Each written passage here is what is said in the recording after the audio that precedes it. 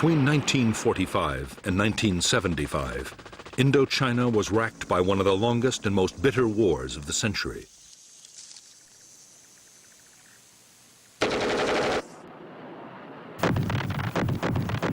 The battle for Vietnam drew in millions of soldiers, Vietnamese, French, American, Australian, Korean, and British, and profoundly affected the lives of vast numbers of civilians.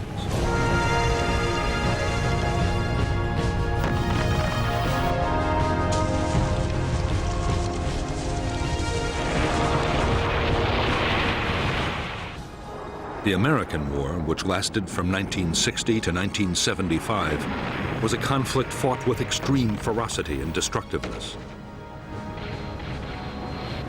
There was, on the ground, a guerrilla war of firefights, merciless search and destroy operations, and endless sieges, and also an air war of extreme intensity. 8 million tons of bombs wrought havoc on the landscape and people.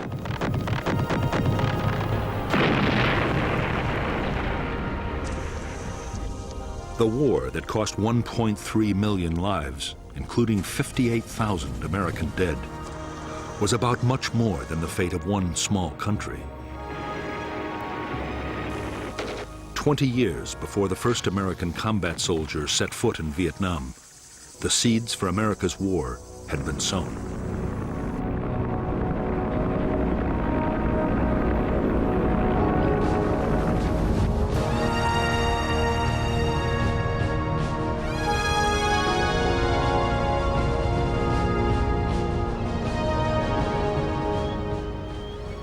With the partitioning of Europe, east and west, after World War II, the Western powers were on the alert for communist gains in the territories of the old empires.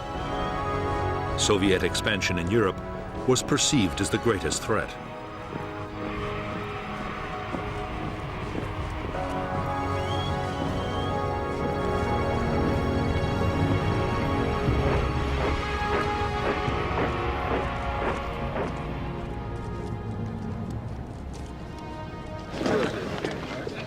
In October 1949, Mao Zedong proclaimed the People's Republic of China. The battle lines of the Cold War were now clearly drawn.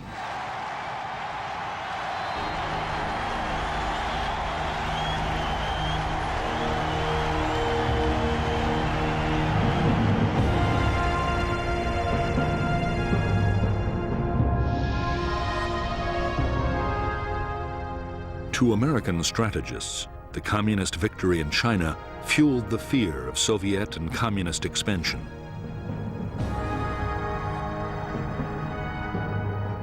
At stake, they believed, were economic interests throughout Asia and the Pacific, and U.S. communication and trade links to the Indian Ocean. President Eisenhower believed that one Asian country falling to communism would bring down its neighbors in a domino effect. Soviet and Chinese power would advance southwards until even the Australian continent was threatened.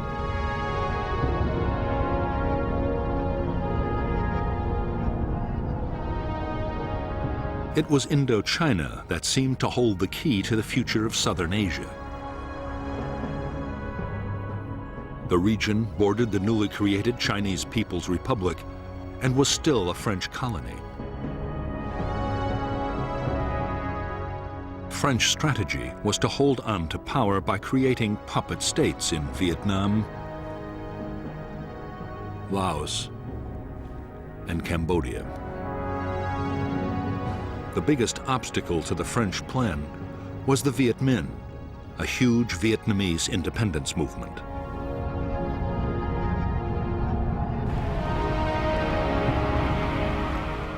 In September 1945, under the leadership of Ho Chi Minh, the Vietnamese League for Independence, known as the Viet Minh, took Hanoi from the Japanese occupying forces and declared independence for the Democratic Republic of Vietnam.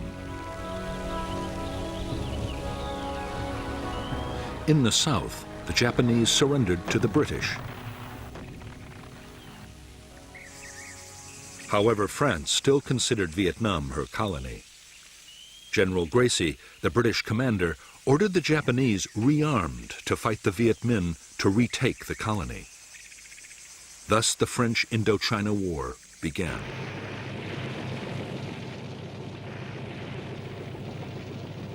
In the war between the French and the Viet Minh, the United States had until recently stayed strictly neutral. U.S. officials had originally supported the Viet Minh and its leader Ho Chi Minh, and they also strongly opposed the French attempt to keep their old colony. However, that was before the rise of Communist China. Now, the fear was that if the Viet Minh beat the French, they would open the door to the Chinese and the Soviets. Cold War politics had come to Vietnam.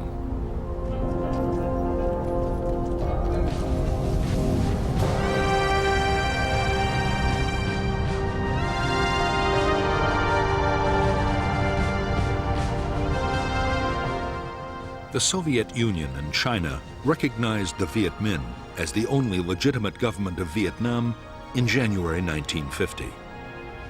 Already China was giving Ho Chi Minh arms, ammunition, and training bases.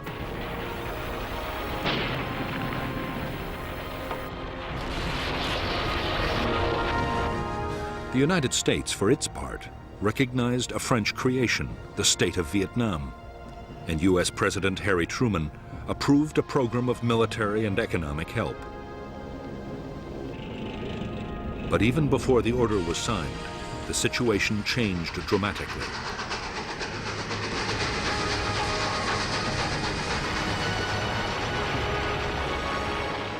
In June 1950, war broke out in Korea. Communist northern forces, backed by the Soviet Union and China, invaded the South, and the U.S. sent troops to intervene.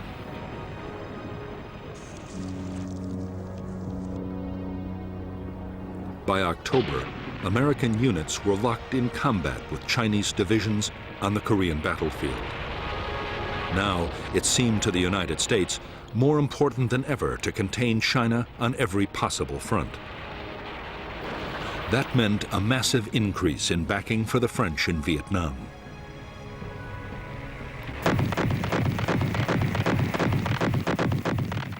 By 1953, a year into the presidency of Dwight D. Eisenhower, U.S. support for the French war against the Viet Minh had turned into a flood of arms and cash.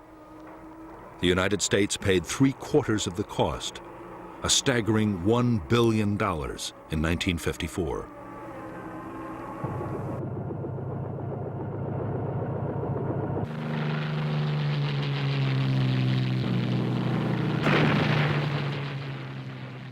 The problem was that even with colossal American aid, the French were failing to beat the Viet Minh.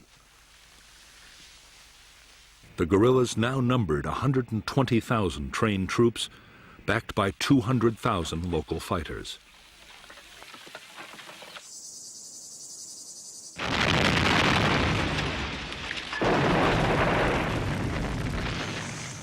As French casualties passed 50,000, in France, the public grew weary of the seemingly endless war.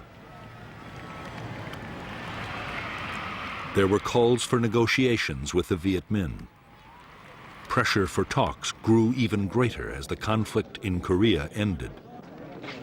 But Eisenhower and his Vice President Richard Nixon were dead set against any compromise.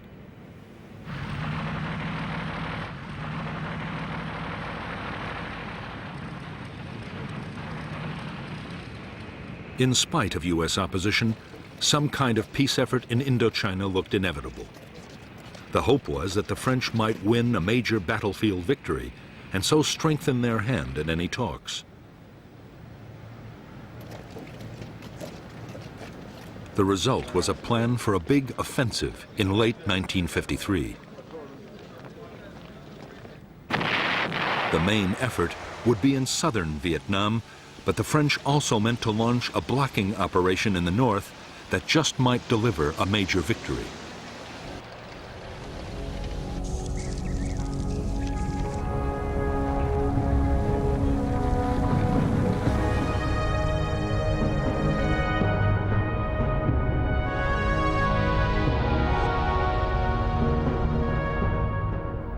By now, vast tracts of French Indochina had fallen under Viet Minh control.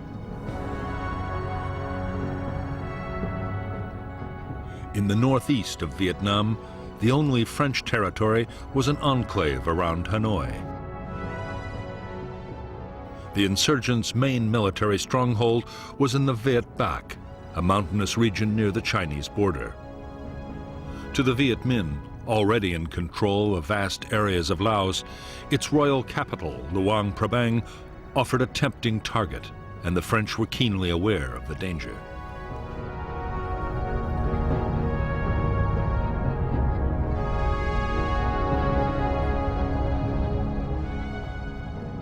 The French plan was to create at Dien Bien Phu, deep in hostile territory, a fortified base which would threaten the enemy's supply lines to Laos. Just as important, the fort might act as bait, luring the Viet Minh to attack with their best troops. The base could be supplied from Laos overland, and it could also be reinforced by air. The result they hoped for would be a set-piece battle that would allow superior French firepower to inflict a decisive defeat on the Viet Minh.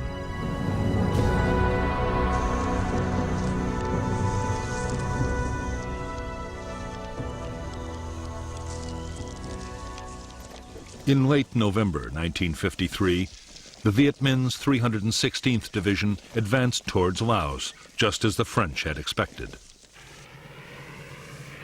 On November 20th, 800 elite French paratroopers, including a battalion of the Foreign Legion, were dropped near Dien Bien Phu. The reaction of the Viet Minh was to march elements of 5 more divisions towards the French camp.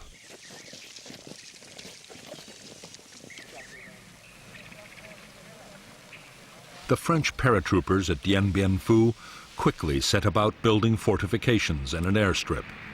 The idea was to mount offensive sweeps into the surrounding area, but soon the French were forced to think again.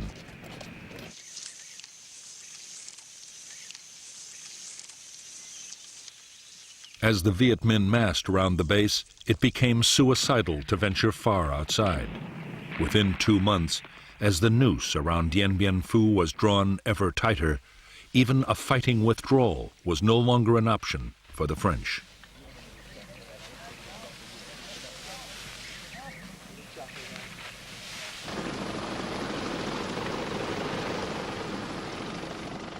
Even though his forces were now surrounded, the French commander, Colonel Christian de Castries, was completely confident.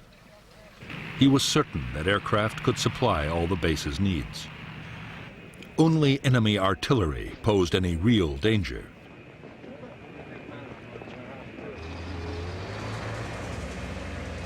Some Viet Minh guns had begun to fire on the base, but the French were sure that only a handful could have been deployed in such difficult hilly terrain.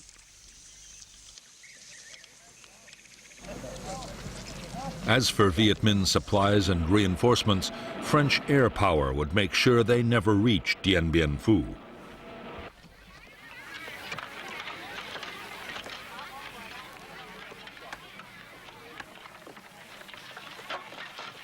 Even though up to 100 French planes attacked Viet Minh supply routes every day, their efforts were having little effect.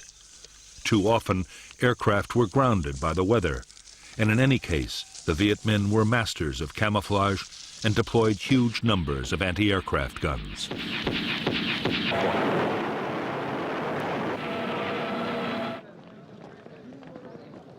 In a massive effort over several months, General Voi Nguyen Giap, the Viet Minh commander, used 50,000 support troops to deploy more than 200 artillery pieces and anti-aircraft guns and a vast supply of ammunition around Dien Bien Phu. It was one of the most extraordinary feats of logistics in military history. To the 10,000 French now inside the base, the realization that they were surrounded by field guns and mortars and 4 deadly Soviet Katyusha rocket systems came as a dreadful shock.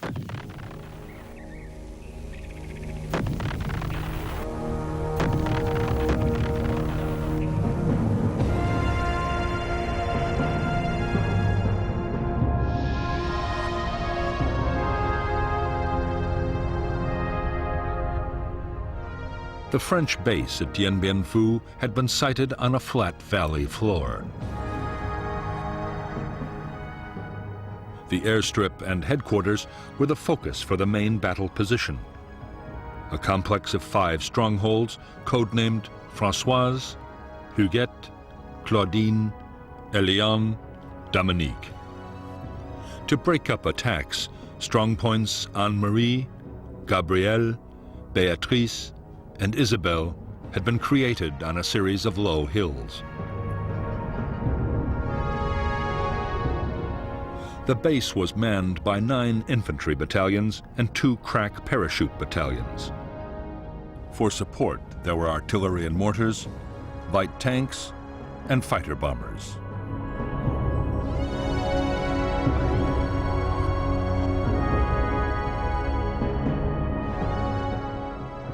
By early March 1954, 49,000 Viet Minh had deployed around Dien Bien Phu. 3 infantry divisions and 2 independent regiments were supported by the field guns of the 351st Heavy Division on the hills to the east, and by heavy mortars on all sides. Anti-aircraft guns were secretly placed to cover the air routes in and out of the valley.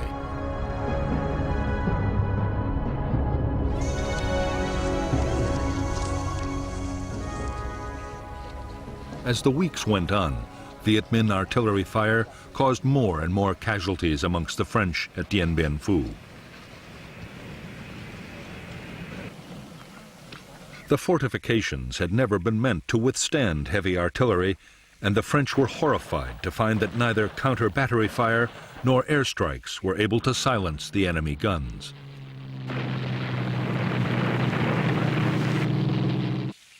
They were too well dug in to hillside caves and bunkers, and too well camouflaged. Any day now, the French knew, they would face an all-out enemy attack. It came on March 13th, 1954.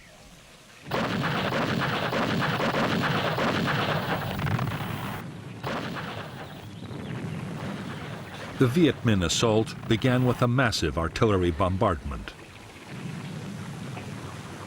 French gun positions in the central area were hammered.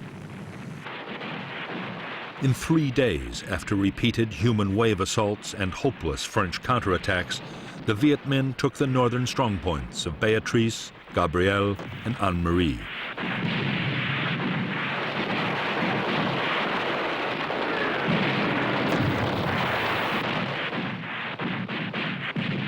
The loss of their northern outposts cost the French 1,500 men. The Viet Minh had suffered much worse, nearly 7,000 killed and wounded, but they had proved that the French defenses could be overcome.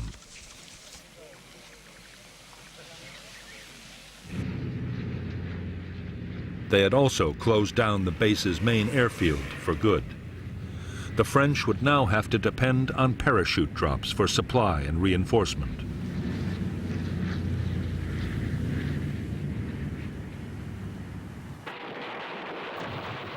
After a 2-week lull, the Viet Minh renewed their offensive.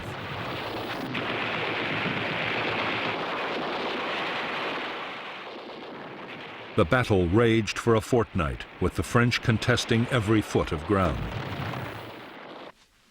In the end, shocking Viet Minh casualties forced General Giap to pause. Meanwhile, the French situation was getting desperate. Ammunition and food was short, and 3,000 wounded were trapped inside the base in appalling conditions.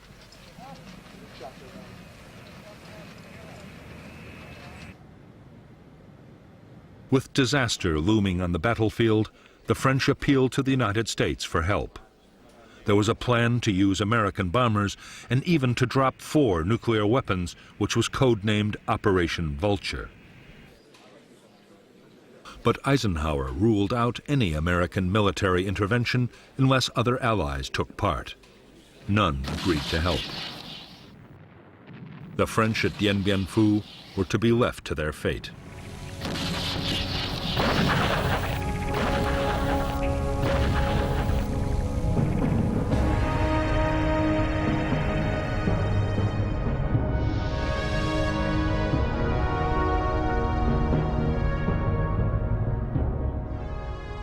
Although the outpost Isabelle was still in French hands, it was by now cut off from the central stronghold at Dien Bien Phu. Besieged by the Viet Minh 304th Division, Isabelle was under heavy artillery fire. Incredibly, although attacked time and time again, the post would hold out until the very end of the battle.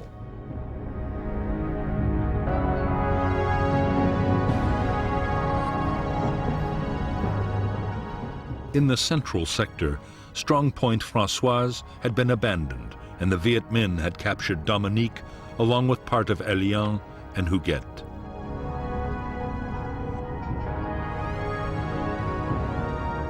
However, there were two new strong points, Sparrowhawk and Juno.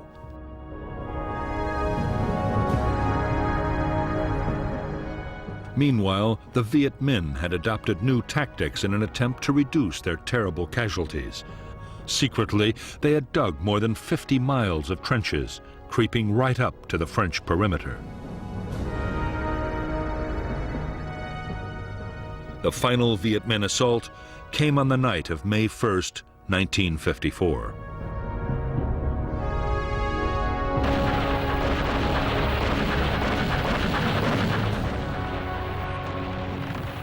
After a massive barrage, the Viet Minh infantry hit the remaining bunkers of Huguet and Elian. In spite of fierce French resistance, positions fell one by one until, on the evening of the sixth day, a huge mine demolished part of Elian and its last bunkers were overrun.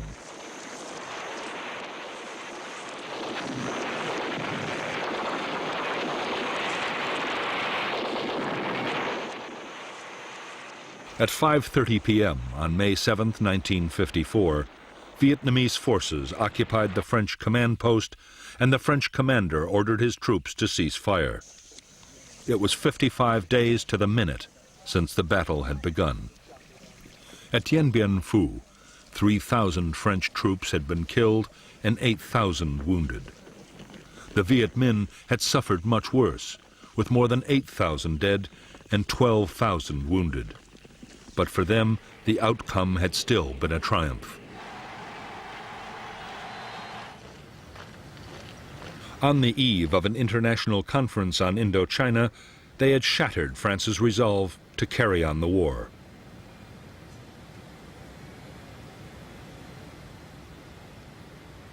The Viet Minh expected that the negotiations at Geneva would open the way for full Vietnamese independence and a major role for them in running the new country.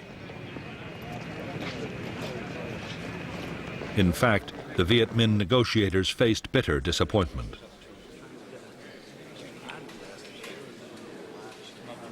Behind closed doors, Chinese Prime Minister Zhou Enlai struck a deal with the French and forced Ho Chi Minh to agree that the country be divided into two zones.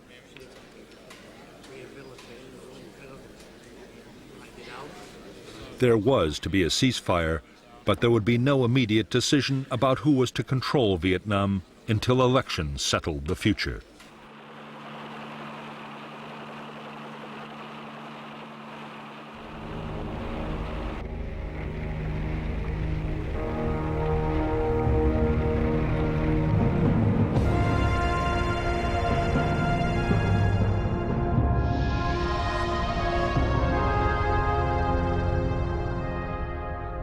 After Dien Bien Phu, the Viet Minh had controlled nearly 3/4 of Vietnam and parts of Laos and Cambodia.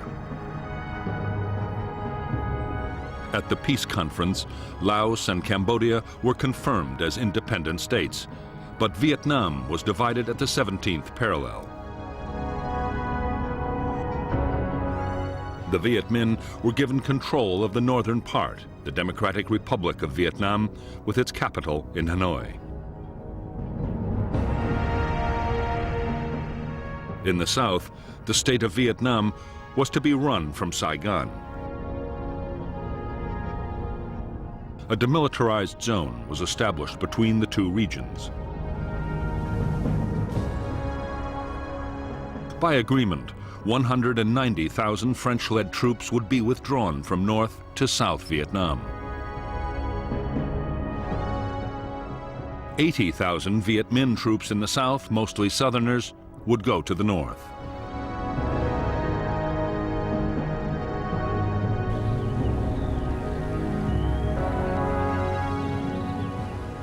For the French, the prospect of withdrawing from the northern part of Vietnam was deeply humiliating. However, they still assumed France would continue to play a major role in the south. The illusion would not last for long. France's role was already being taken over by the United States.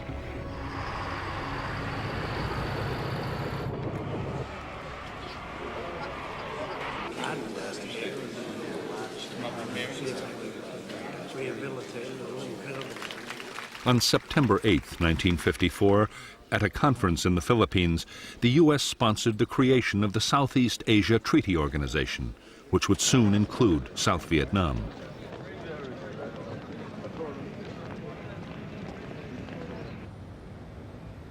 The Americans were now dealing directly with the new South Vietnamese government, led by Prime Minister Ngo Dinh Dien. They had begun to bypass the French completely.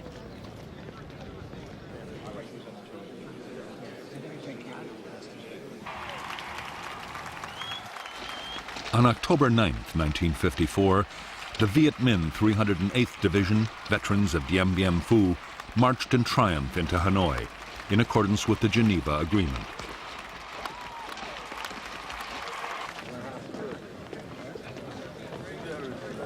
At the same time, the last French troops in the north prepared to leave. With them went 850,000 refugees, encouraged by a CIA black propaganda campaign and fearing for their future under Viet Minh rule.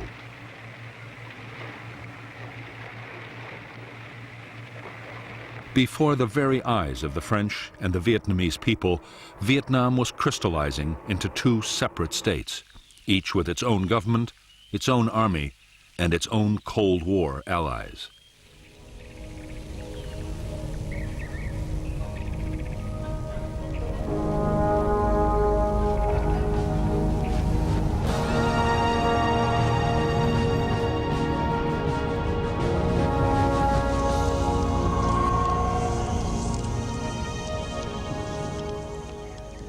For Ho Chi Minh, the North Vietnamese president, the years following the Geneva Agreement were bitterly disappointing.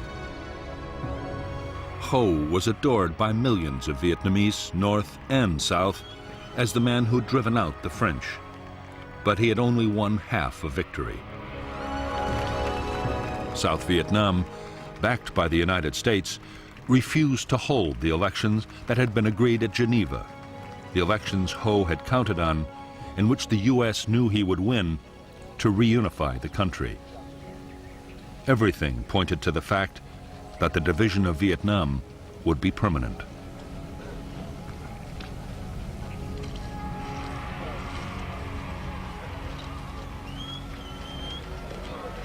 As a nationalist and founder of the Indo-Chinese Communist Party, Ho Chi Minh was fast transforming North Vietnam.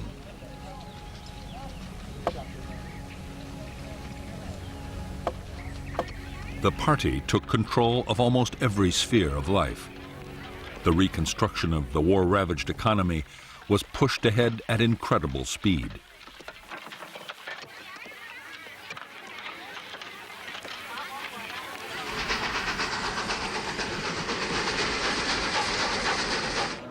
One of Ho Chi Minh's highest priorities was to get as much aid for North Vietnam as he could from the Soviet Union and China. In July 1955 in Moscow, he won promises of cash help for the North to stave off a food crisis. The Russians also pledged to send technicians and military advisors. At the same time, China meant to match or even better the Soviet offer.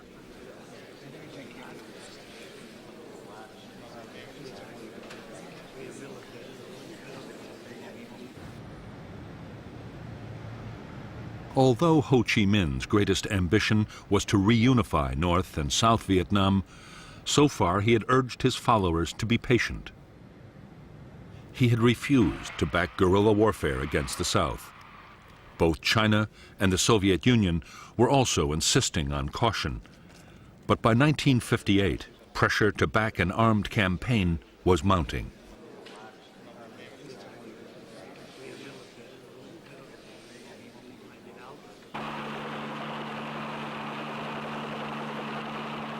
The tens of thousands of southern Viet Minh soldiers who came north after the Geneva Accords were by now restless and homesick.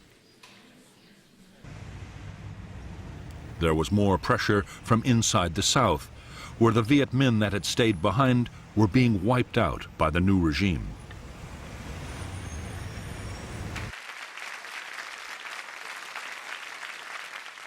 In the northern government, an increasingly powerful faction of Southerners, led by Lê Duan, the Communist Party General Secretary, was also arguing for strong measures. In January 1959, with Ho Chi Minh's blessing, the North Vietnamese Communist Party voted to support armed revolution in South Vietnam. To help the campaign, 4,500 Viet Minh Southerners were prepared for infiltration back into the South.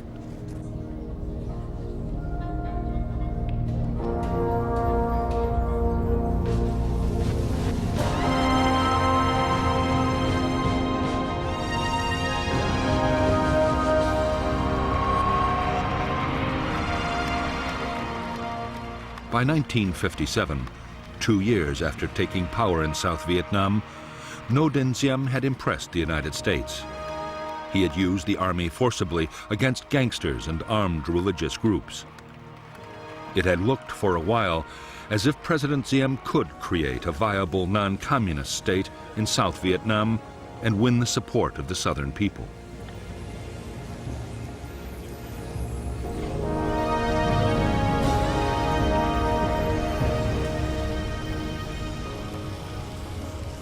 In fact, Diem had no intention of introducing the democracy or the social reforms that the United States wanted. He unleashed a savage campaign against his political opponents, using the army and police to make mass arrests.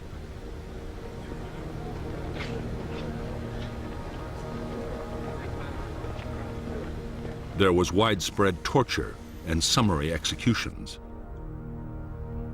At the same time, Diem's own family built up enormous wealth and power, while most of the South Vietnamese continued to live in dire poverty.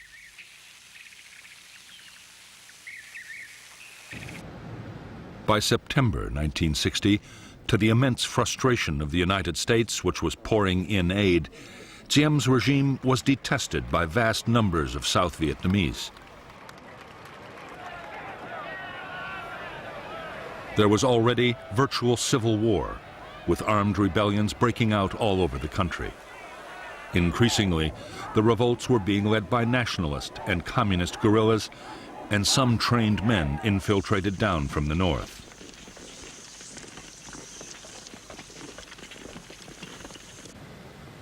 Over 12 months, 1,400 local government officials and civilians were killed, and a further 700 kidnapped.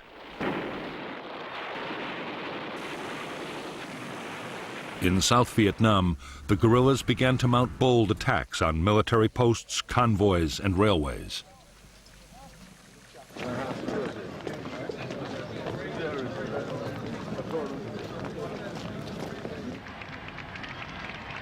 As events in South Vietnam spiraled towards chaos, in January 1961, John F. Kennedy took office as the 35th President of the United States. Almost at once, Kennedy faced a series of Cold War crises. Soviet Premier Nikita Khrushchev was preparing to resume atmospheric testing of atomic weapons. Khrushchev also promised to increase Russian support for communism around the world.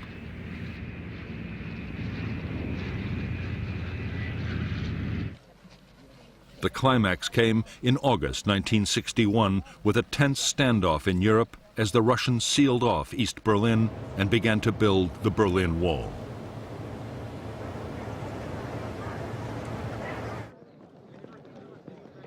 Kennedy's reaction to the sense of mounting threat was to order a massive strengthening of American defenses. He ordered the call-up of 150,000 military reservists. A program was launched to build public nuclear fallout shelters right across the United States.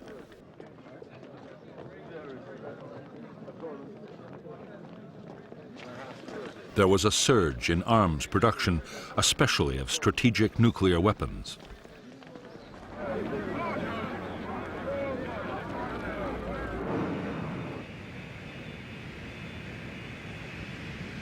With so many immediate crises demanding the attention of the president, Vietnam was far down the White House agenda. All the same, concern was growing. The South Vietnamese guerrillas were now 17,000 strong. In September 1961, there were 450 attacks, some involving hundreds of guerrillas at a time.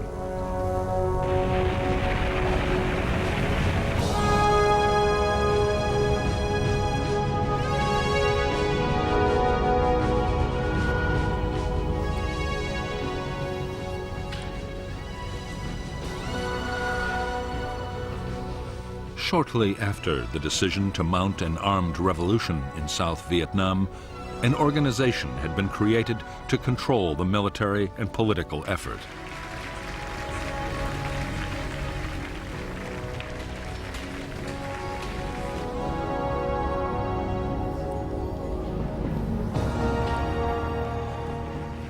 This organization, the National Liberation Front, represented a wide range of political, ethnic, and religious groups.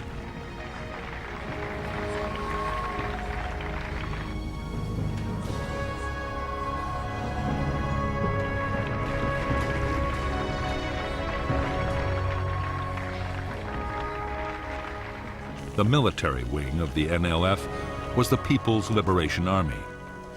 The army included guerrillas who had been sent down from North Vietnam, Viet Minh veterans, and local armed groups.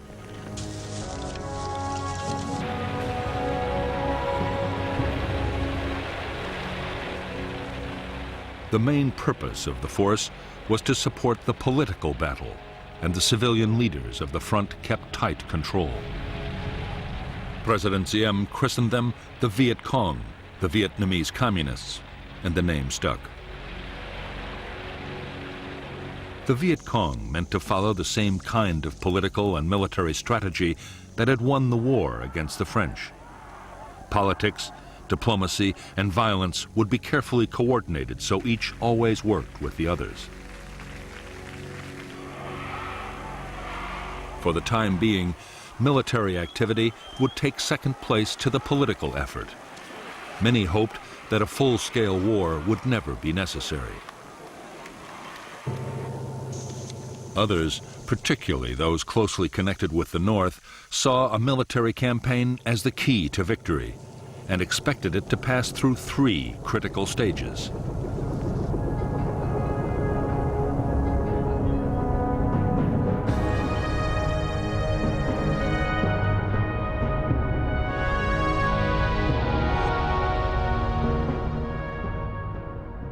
In the first phase of the revolution, with the National Liberation Front's insurgents greatly outnumbered by Saigon's army, the task for guerrilla units would be to survive in the face of government attack.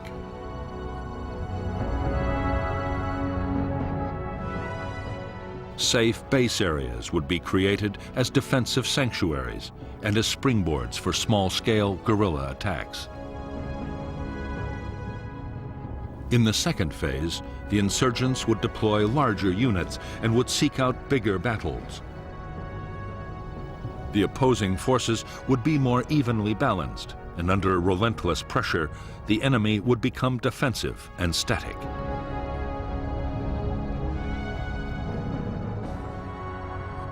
In the third phase, at the key moment when the NLF became stronger than the government army, they would launch large-scale assaults against enemy installations and seek out decisive conventional battles. This phase, the general offensive, combined with uprisings in the cities and towns, would bring the downfall of the Saigon regime and the reunification of Vietnam.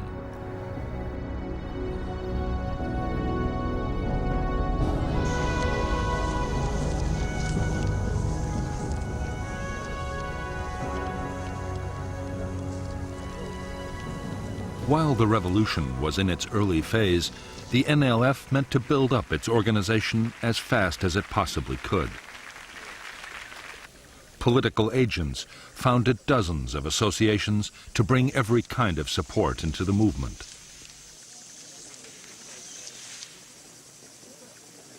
There were associations for women, farmers, students, and workers. In less than 2 years, the front claimed 300,000 members.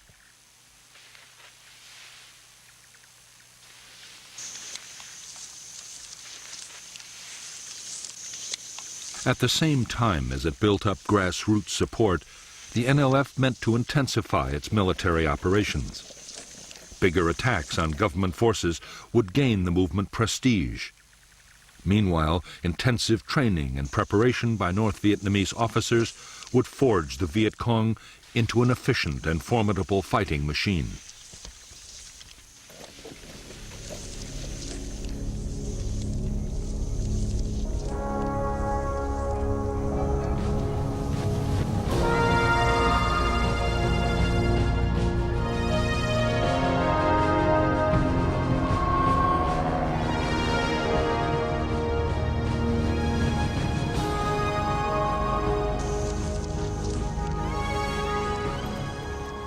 As the NLF tightened their grip on the countryside, the South Vietnamese army began to behave exactly as the guerrillas had expected them to. They grew increasingly defensive, staying in fortified posts and never venturing out after dark. Battles only happened when the guerrillas chose, and the army suffered a steady drain of casualties.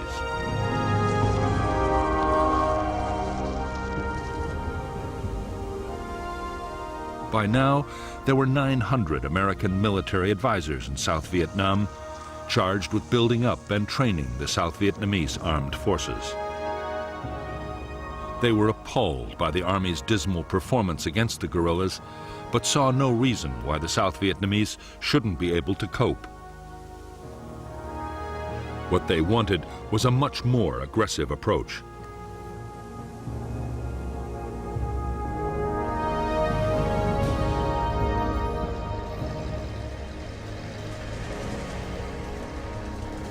American advice was that the Army should get out on mobile operations and find the bigger enemy units.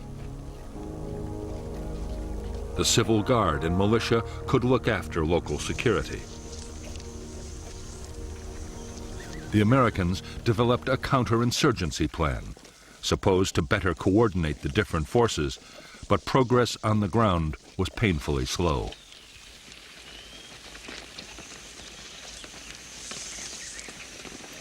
While the handful of American personnel struggled to improve the situation inside South Vietnam, in Washington, military planners worried about the external threat. The fear was that North Vietnam, or even China, might take advantage of the South's weakness.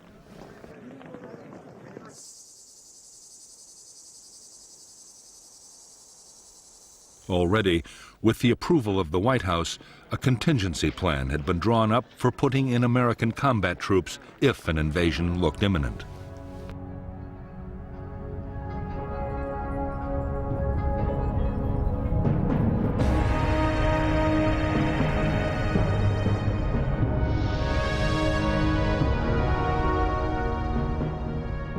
If North Vietnam or China looked likely to invade the South, the American contingency plan, Op Plan 32, called for rapid deployments.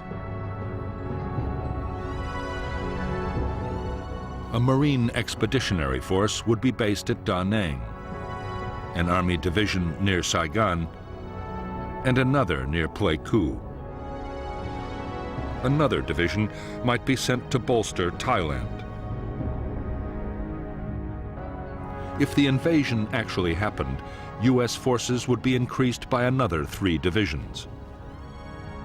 Aircraft carriers and land-based bombers would be positioned for massive attacks on North Vietnam, while amphibious, airborne, and ground forces would mount a full-scale invasion of Northern Territory.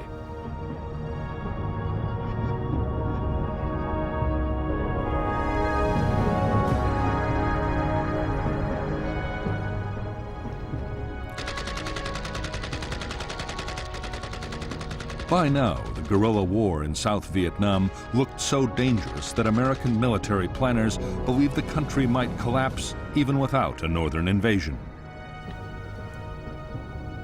The Joint Chiefs of Staff, the President's military advisors, argued that the best option was to implement Op Plan 32 anyway and put 3 divisions into South Vietnam. The first 20,000 men would show the United States was serious. They believed the rest, up to 70,000 troops, would be enough to clean up the guerrilla threat altogether.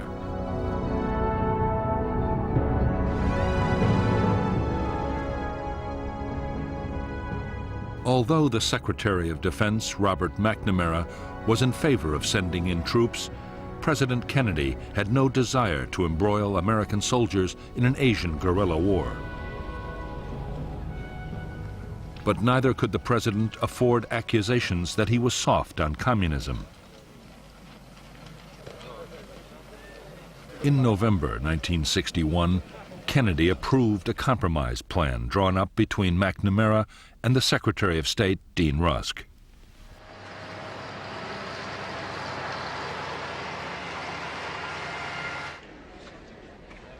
Phase 1 of the Vietnam Plan would see a big increase in financial support for the South Vietnamese Army.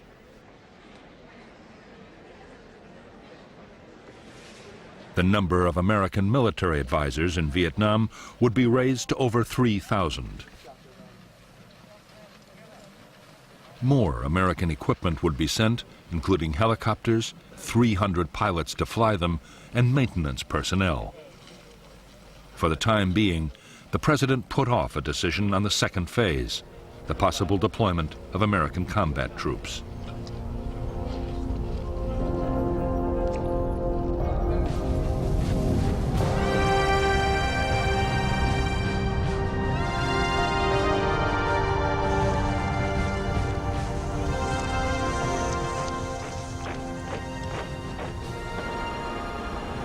By the end of 1961, the South Vietnamese Army was being expanded to 200,000 men.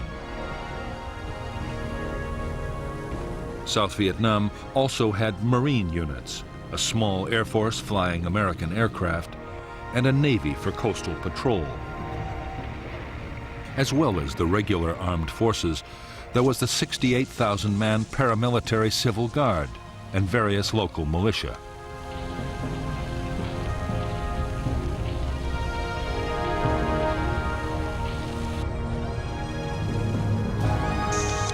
Since the United States had started rebuilding the South Vietnamese Army back in 1955, the force had been organized, armed, and trained to fight large-scale battles. The danger had been expected to come from the North Vietnamese or Chinese armies, not from guerrilla bands.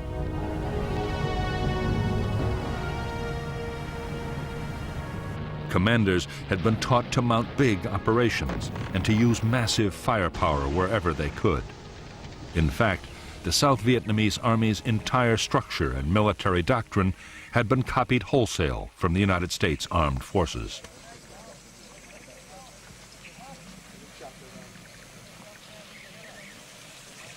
Senior American commanders had no doubt they were teaching the South Vietnamese the right tactics for the war they had to fight. Their main worries were about leadership and morale. President Diem had appointed his generals for their political loyalty rather than their abilities, while junior officers' promotions depended on family connections. As for the men, they were sometimes so poorly supplied they had to steal food. Desertions were running at 400 a month.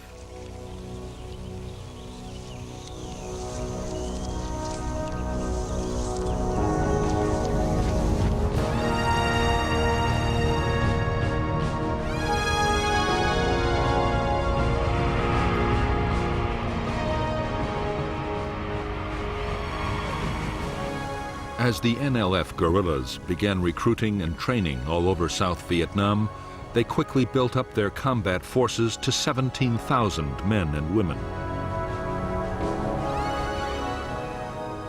These were the main force troops, uniformed and trained to fight anywhere in units hundreds strong.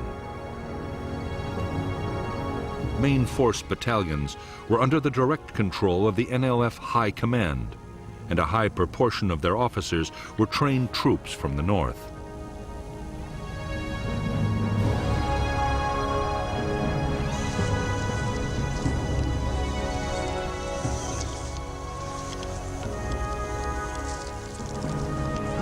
The NLF were also creating regional and local forces. Regional troops were controlled by district commanders. They were less well armed and trained than the main forces, but their scattered units could come together to create powerful formations whenever they were needed.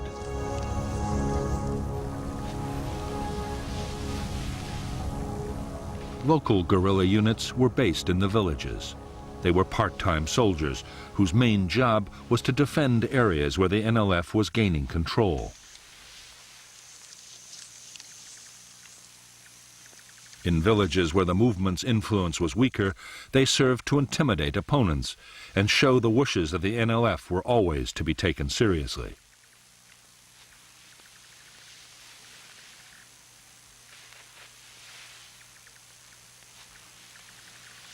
The vast majority of new recruits to the NLF were teenagers with no military experience. In the hamlets, they were organized by political officers into three-person cells. Long ago, the Chinese communists had found that three made for a group more tightly knit and loyal than any other number.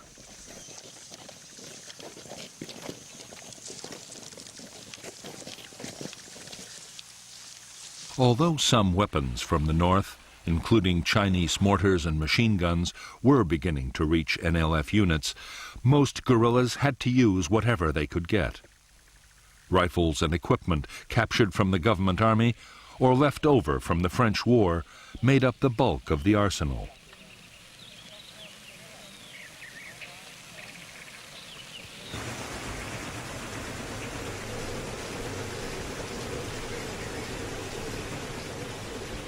There were also secret factories making small arms and turning out grenades and mines in enormous numbers.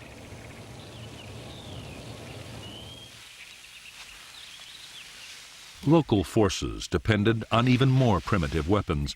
Some were designed mainly to frighten intruders, but others were extremely dangerous. Punji traps, sharp spikes hidden in pits, could easily disable an enemy soldier. Punjis were often contaminated to increase the risks of infection.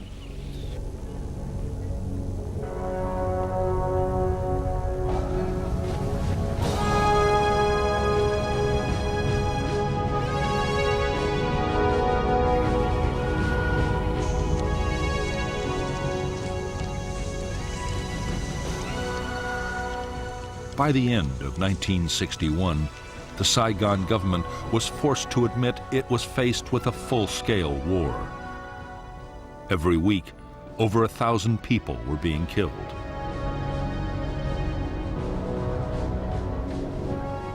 All over the country, the NLF were organizing whole districts along communist lines, controlling education, health, and agriculture.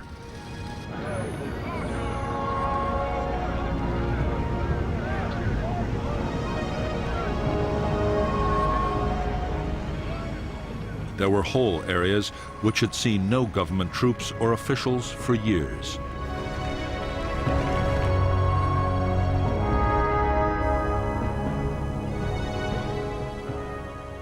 in spite of all the setbacks, American military advisors in South Vietnam were still confident the fight against the communists could be won. By this time, they themselves were getting more deeply involved in the battle. Advisors were strictly forbidden to engage in actual combat, but the reality of war was starting to take over.